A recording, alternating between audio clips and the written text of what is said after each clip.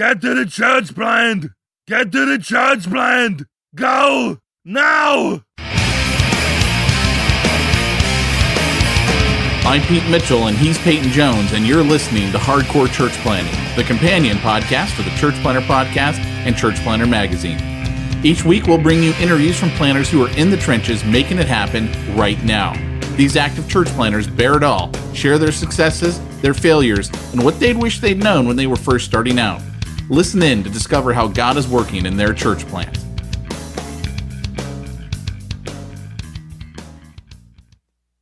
You know, when I have a large project at home, sometimes it makes sense to do it by myself. At other times, I actually save money in the long term and have a much better solution if I use an expert. It's really not that much different with church planning. Church planners who focus on building their core team and actually planting the church and partner with portability experts like Portable Church Industries hit the ground running. Yes, you may have to raise more funds up front, but let me tell you something. If I could go back in a time machine and do one thing different in all the churches that I planted, I would go back and have invested that money in Portable Church and all of the super cool kit that they give you to make the volunteers and their lives much, much easier. Trust me, your volunteers will feel invested in, and they're going to give you more of what they got. And that time where people are setting up is going to be a time where it sets the atmosphere for you to thrive. If you're thinking about launching in the next 6 to 36 months, we encourage you to check them out at portablechurch.com. Hey, Church Planner, this is Peyton Jones, and you are listening to Hardcore Church Planning. My guest today is Josh Carter. It's not his first rodeo. He's been on with me before, and we got cut short. It was intended to be a one-parter, but we realized partway in, hey, wait, hold on. We're going to need to actually make this into two because Josh has more to say. And really, what he's going to unpack today is what I'm particularly excited about. This could be standalone, but if you want to go back and hear about Josh's trials in church planning, you can go back and listen to the earlier one we did earlier in the year or last year in 2017. But again, this is standalone. So I'm not going to ask Josh to do what we normally do, which is introduce yourself, tell us why you're sexy, all that kind of stuff. We're keeping all that out of there. What we want to do today is jump straight in. So Josh, welcome to the show. Hey man, thank you for having me, man. Now, one of the things that you and I have been talking about is an innovative way to marry business and mission for the sake of church planting. Now, before you jump in, because I'm going to say ready, go, you also are in Portland, Oregon. That is not an easy city to plant in. So you tend to find that in harder places to plant, people are more innovative because they have to be. What is this innovative way of church planting that you've been discovering? Yeah, I think the reality, in places like Portland, Oregon, and I think it's going to extend across the United States as well, is that, the way that we typically plant churches in North America, not just costs a lot of money, but take a lot of time. And I don't think it's sustainable, not in any kind of multiplication movement. So I think a place like Portland, Oregon, being here almost 4 years, we have to innovate. We have to change some of the ways that we're doing if we want to multiply more churches. And so we're in a lab, if you will, of learning, kind of taking theory and trying to make it come a reality of how do you really guide everyday people to live an extraordinary life in the kingdom of God, and plant churches. And so so we're kind of in a way on the front side of learning a lot as well. So in that, Very cool, man. So tell me, how have you guys done it in Portland? Tell us a little bit about how you've been able to do this yourselves. What's it look like? So I would say one thing is I feel like we kind of live in the middle, where I think we came up here with the idea that we're going to have to do things differently, but it had to change in us first, and we had to feel a little bit of pressure that the way that we typically plant churches, and that it just wasn't going to happen. But we had the finances, we had the partnerships that we could at least lean into that and learn from that. And so I would say, first of all, what we had to realize was that the only way that we could really plant a church was there just wasn't enough people, like a better word, there wasn't enough people to get mad at their church to come to our church. And so there was no way we could get enough influx of people. So we had to actually go after people, be missionaries. And then we said, okay, once we reach people, where are we going to get the finances? Because, giving is one thing, to the mission, but just in the area of discipleship, it's just going to take a lot longer than 3 years to disciple someone up to really understand what it means to be generous and give into the mission. So we started just connecting with local businesses, and we said, hey, one thing that they love about their life here in Portland is they love doing something for the community. Many of the businesses locally give to the community in some ways. So we were looking at, how could we jump in on what's already happening in the business community to seek the good of the community and not just try to do our own thing. And hopefully that would, piggyback off of that as a gathering space in many of those businesses, that sort of thing, that can keep our costs low but multiply quicker. And so we've been able to do some of that. We're on the front side, but I've got some pretty cool stories about how God's done that. So, well, man, let us hear the stories. That's what people connect with, because as you say that, they unlock, hey, I might know someone like that, or I might have a situation like that. Yeah. Let's put it into brass tacks and what's happened. Tell us those stories. Yeah, so I think one of the first things we did, we started, again, we'd meet we always said if you could breathe, we'd talk to you. And so we were just meeting, finding out what the needs were, finding out what people's passions were. We met one lady. She's actually originally from Phoenix, Arizona, moved up here. She's a dancer, so she owned a dance studio, or I actually worked for a dance studio in Portland for a while. Had a dream. She had a dream she wanted to own her own dance studio.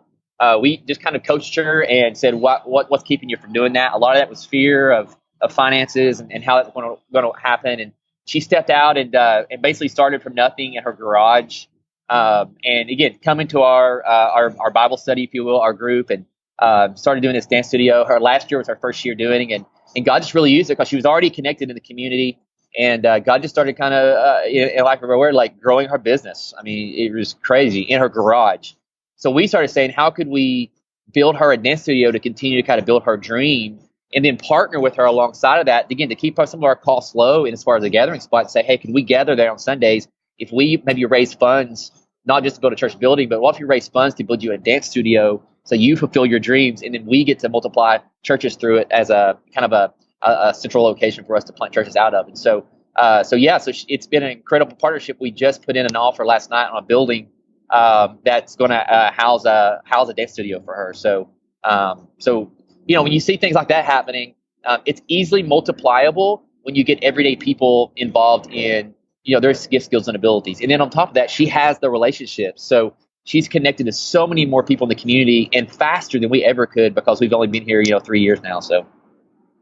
So, Josh, what you're saying really is to partner with these businesses, you're going and finding what they want to accomplish and saying, hey, we can help. And is that primarily like funding? Is it manpower and helping them build it?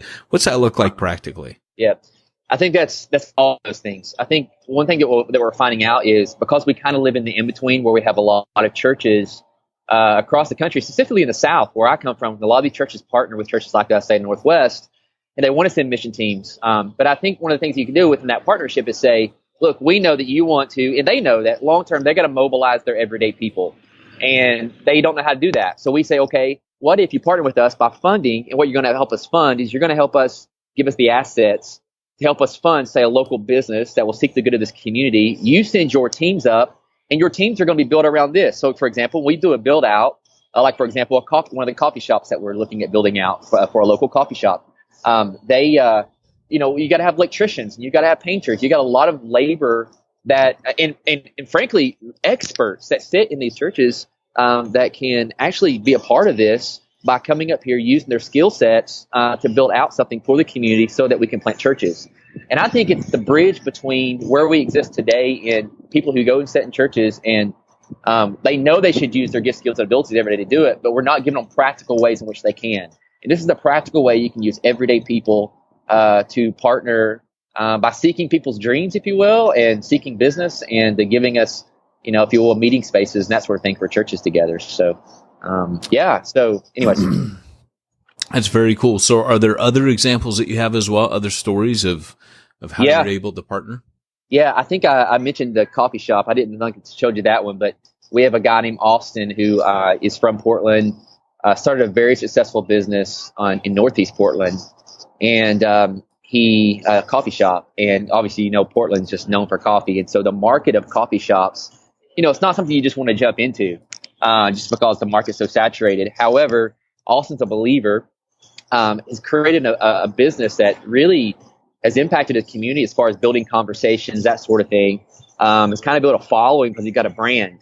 So we approached him and said, as we got to know him, that sort of thing, and they weren't really plugged into a church. And we said, what would it look like for you to open up one of your coffee shops using your brand on the west side where there's a lot of growth happening in the city? And said, and what we'll do is it won't cost you a ton because we'll do the build out for it. We'll partner together and you create space. If we can have an office space for a few of us church planners on the back side of it, and then we partner with your brand because you have the brand. And he loved that idea because he doesn't ever saw himself as a church planter before, but he from day one he becomes a church planting partner with us because he's the one creating the environment for the conversations to happen. And then again, most of our fundraising is going towards how do we, it's tangible assets that we hold on to. Where I'm seeing a lot of church plants is they put a lot of money into rent spaces for a church building, and the rents escalate, especially in these cities like Portland, they escalate and rents keep going higher and higher and they just can't sustain it. And not only that, you can't really, it's not it's not multipliable, because of the amount of money that it costs to keep these things up. And so when you can create something that's generating funds and most of your cost is up front, then it's not causing you a lot of money long term to keep it going because the business is making money. So hey, it's a theory. We're on the front side of it. We are not experts at all, but it's amazing what happens when you sit down with people and say, hey, we're not coming here for you to just plug into our dream, but we're coming here. You want to support you and want to come up under your dream, and specifically as Christians. And Jesus said, hey, pray the Lord of the harvest, and more laborers into the harvest. And we're saying, hey, we're gonna show you how you can be a laborer in the harvest and not even have to change any of what you're doing, just leveraging what you're doing. Right. And so anyways. That's cool, man. I really like that. So let me ask you this. As you're entering into these agreements with people, like obviously if you're raising funds, you're pouring into them, is there some kind of contract that you do? Like, do you say to the dance studio, hey, look, we're building your dance studio, like don't kick us out after 6 months. What does that look like? You there? Yeah. Oh, did I get out? Say it again. I missed you. Yeah. So, you're how do you say to them, look, we just built you this dance studio. Obviously we're going to meet in it, but don't kick us out after 6 months. How does that conversation take place? What kind of contract or agreement do you make? Yeah, I think, so for one, I have some guys around me I've got a guy on our team that's a CFO. So in a lot of ways I lean on a lot of these guys that know more than me. So I think as planters, we got to feel like, we don't know everything, that we've got to put guys around me. So I've got guys that do those sorts of things. And I think every relationship is different. I know with the coffee shop, if we do the build out, we own the assets of the build out. And so, I think that, we're in a lot of our rental agreements, like the building that we're looking at for the coffee shop, we have the ability to sublease to him. So we just do it for a reduced cost. But because he's in the church planning mode, what we always say is, again, it's all depending upon the city that you live in, but we want him he needs to make money. He's an investor, he needs to make money and he's giving time and effort into it. But at the same time, he's the guy that's saying, look, I've already got 2 really good coffee shops over here that are making good money.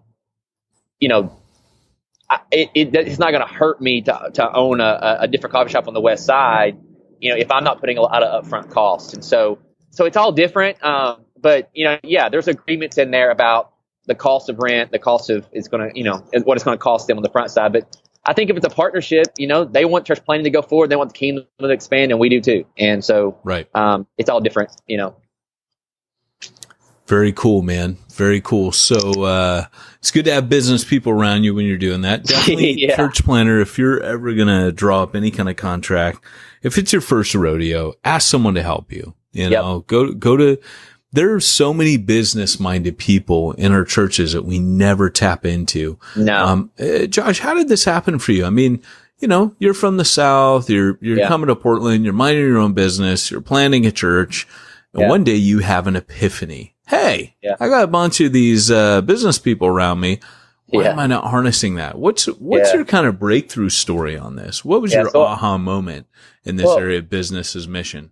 Yeah, well, I think for me, living back I'm originally from Tennessee, and so I was serving at a large church there, and I realized that, some of the smartest people and most connected people were the people in the marketplace. My undergraduate's in marketing management, so I've always been interested in business.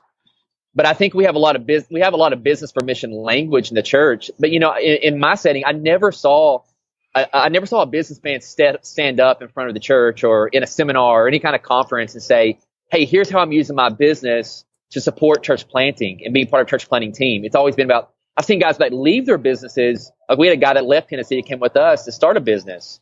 But how does that affect the church plant? And there was never anybody that I ever saw set up and do that. But I knew that sitting on our pews or on our chairs every week in churches are just incredible assets and resources of people with brain power that's, with creativity out the wazoo, of that we're just not tapping into. And so I started realizing, man, what would it look like to do that? And some of my training was a guy in Las Vegas named Brian Hook who taught me a model they call KDSE. Yeah, Brian. Yeah. So he was kind of the missions pastor that I was at Hope Church with Vance Pittman, and he taught me a model, Kingdom Disciple Society Church. And Vance always says this at Hope. He always says, the church was never the mission. The kingdom was, and the church was the tool to fulfill God's mission. And so when you think about the kingdom first, you start thinking, okay, what's God doing, in the community to reconcile people to Himself, and that's got to be in the marketplace where they're at.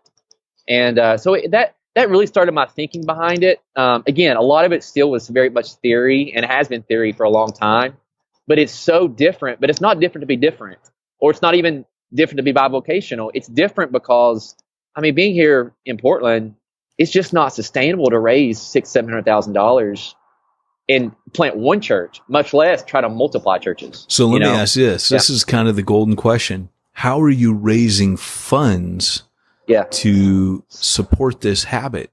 Yeah. That was sad, isn't it?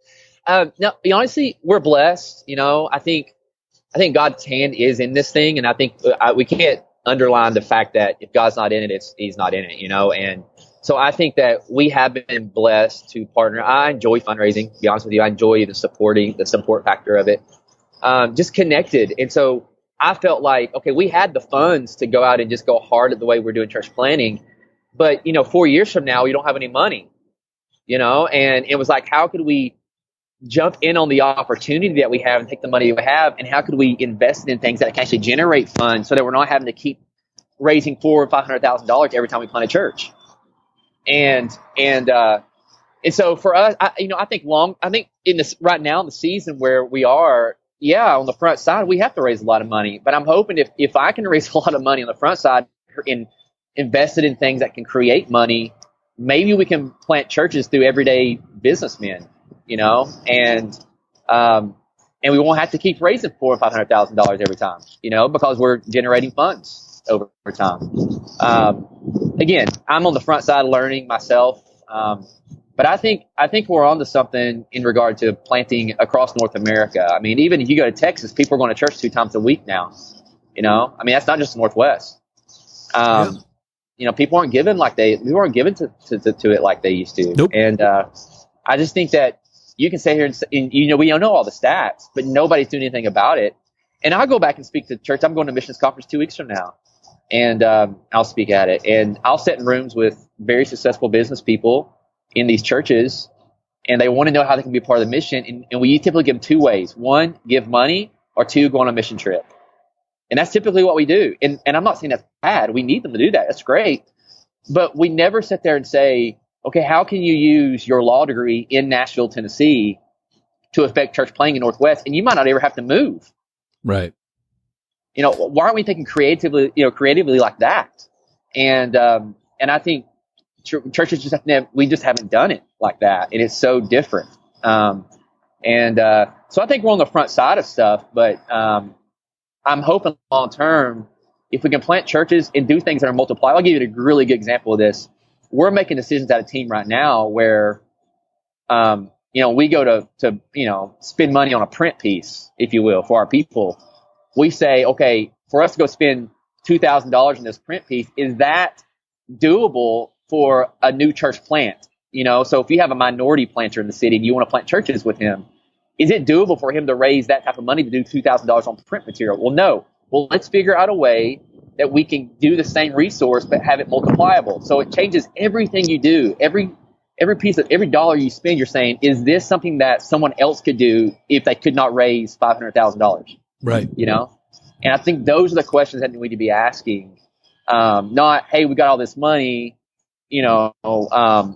let's just do it today and not worry about tomorrow. How can we take the money that we have today, leverage it for the opportunity, do everything we do multipliable, and invest it in something that can generate funds long term, and create a model that that more people can be a part of church planting than guys like me who went to seminary and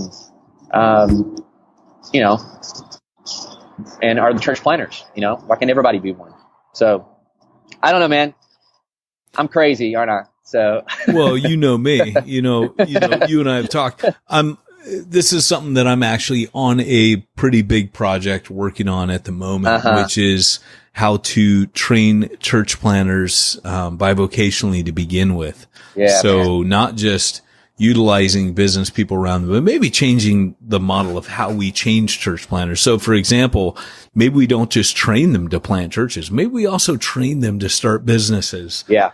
So that they're taking the funding of the mission in their own hands. Yeah. And then, of course, like you said, there's definitely ways that you can leverage what you're doing as well. Well, your approach. Another approach is to take something like a business owner who's out there who has a space. Maybe they have a warehouse space and they're using part of it. There's a church here in San Diego that the bottom floor makes a very popular brand of sandals, and the owner is a Christian. And around here, people would know that brand of sandal, and a multi-million-dollar company, but the whole top floor is empty. So a local church, he approached him and said, "Hey, you guys want to have your church on the top floor of my factory?" Yeah, let's do it. Boom, let's done. Do it. Yeah. You can also find other planners who maybe it's not even a floor, it's a part of their building that doesn't get used, and they sublease it. But they sublease it at a ridiculous rate because the owner's a Christian who says, "I want to fund church planting and I have this business asset." We're only ever going to be accountable for the talents that we possessed on the last day, not for ones we didn't. And some of these business guys, they walk in going, "My building's too big, but it's a perfect space for what I need, in the area." And they might be looking, maybe they could offset that. Maybe that could even be a tax write-off for them that, I believe in California, you cannot write off square footage as a tax write-off, but other states you might be able to. So, these are all possibilities. There are different ways. And so I'm in a major research phase, which is why, when you dropped what you were doing, I'm like, we're getting you on the podcast. Because well, I appreciate it. I will tell you too, like Peyton, I think that, when I worked at Starbucks for a while when I moved to Portland, and I was doing the bivocational, and I hear a lot of guys do this. They go out and try to do bivocational, and I think it's great, but again, I always say, I don't know if that's the right question, because, what happens to a lot of those guys is once they get the funding, they pull away from it. I think the question is why be bivocational? For me, man, some of my most fruitful ministry in Portland, I had a guy come to Christ, stopped him for about 8 months because I was at Starbucks every day. And not because I was sitting at Starbucks, because I was working there, and I got to know a lot of the customers. And I started realizing, though, within that, I had a pressure, though, as a church planner because of trying to get church planning, trying to get the church up and going, that I sped the process along so fast that many times I think I missed people. And I think a lot of guys who go into bivocational is they get the pressure, especially in places like, Portland, where, okay, I got to get this thing sustainable. So it's not, I don't have the time to work a job and try to get this church going, and I think if you had a way in which, how to say, if you weren't completely relying upon the finances of getting this thing done in 3 years or 5 years, but you said, I'm willing to, spend my life here, start a business or be a part of business, then what happens to discipleship? You become a missionary, Well, and let me step in here for a second and say that bivocationalism is not in and of itself, always with buzzwords. We have to be careful, but I would say that for many of us, bivocationalism was the only way. In other words, when a planner doesn't find that he has pulpits open to him, or access to fun, he's exhausted his fun pool, which happens, it can be very daunting and very difficult. And often church plants fail, quote unquote. I always tell them, you didn't fail. The money failed. The mission didn't even fail. The church probably was doing fine. But, the reality is if you hook your finances up to the church plant, that usually has disastrous results and consequences. But what I always tell guys with Bivo is, like you said, and this is my training on Bivo. Can you maximize the money, your income?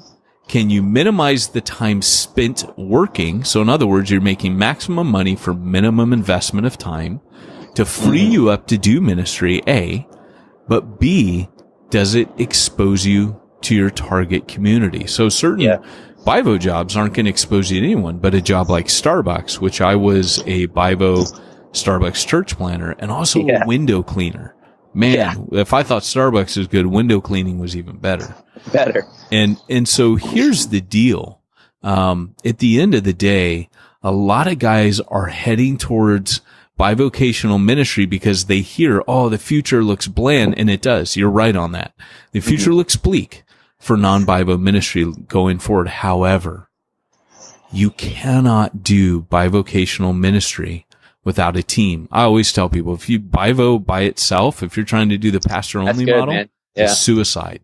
But if you want to do bivo with what I talk about in Church Zero, where you're a team of elders, apostle, shepherd, teacher, evangelist, and you want to travel with a posse and do it like Paul did, because let's be honest, that's what Paul did. He did tent making as a team, and then he did church planning as a team. If you hit on that, you're into something now, because now you're sharing the burden of the business and you're sharing the burden of the ministry. That's what I'm looking into rediscovering. How do we leverage that towards church planners? And what you've tapped into today is just another angle, another way. And what I love about it is utilizing everyday believers to accomplish mission. Some people, that's what they have to give. They're like, look, silver and gold I don't have, but what I do have, square footage, I give you. That's great, man. That's good stuff. Yeah, go ahead. No, that's great. I mean, I think that's, I think the thing you said about, we're not not being bivocational because, like you said, there's these bad words. We're not being bivocational because that's, the thing to do. I think in some ways being bivocational because I don't know of a better way to rub shoulders with everyday people than to start living like them, and be a part of what they're doing every day. And I think, if you can do that and not have the pressure and say, I faithfulness over time, God, what is it? God can do, we way over expect what we can do in 2 years, way understand what God can do in 5 years. I think, I say I'm in this thing for a long term. Rubbing shoulders with everyday people, I think is where it's at. So, anyways, good thanks, stuff, man. That's where you need to be in Portland, man. Stay in it for the long haul. It needs it. So, hey, my guest today has been Josh Carter. Josh Cotter. That's my Tennessee coming out, man. Josh Carter. And he is up in Portland, Oregon, church planner extraordinaire, marrying business as mission. Josh, if they want to get in touch with you, how and when and where? Yeah, so you can go to our website, remedycitypdx.org, or hey, you can email me at josh@remedycitypdx.org. Very cool. So guys, get in touch with him and check it out.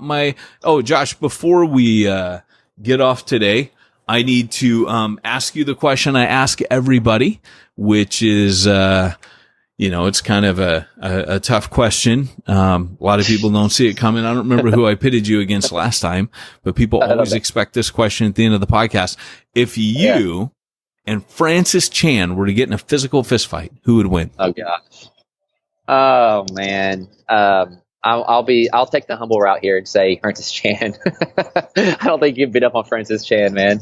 That's pretty bad. No, you don't want to hit Francis, do you? It's because we respect him so much. We respect that guy, man. He's incredible. He's just doing his thing, dropping into obscurity. Yeah. Incredible guy. Who wants to hit Francis? That's just not right. I'm glad you glad you bowed out. I'm kind of sorry for presenting him. Yeah, absolutely. That's a bad one, man. I had to stay away from people in NAM in case they cut your funding. So yeah, don't do that. Don't put me in that position, please. All right. Well, hey guys, this has been Hardcore Church Planting. Arnold, sign us out. Remember, if you are called to church planting, go hardcore or go home. You've been listening to Hardcore Church Planting. Hardcore Church Planting has been brought to you by the Church Planter Podcast and the Church Planter Magazine, which is available in the App Store for both Apple and Android devices. If you like this episode, leave us a positive review. If you didn't like this episode, we'll be happy to give you your money back.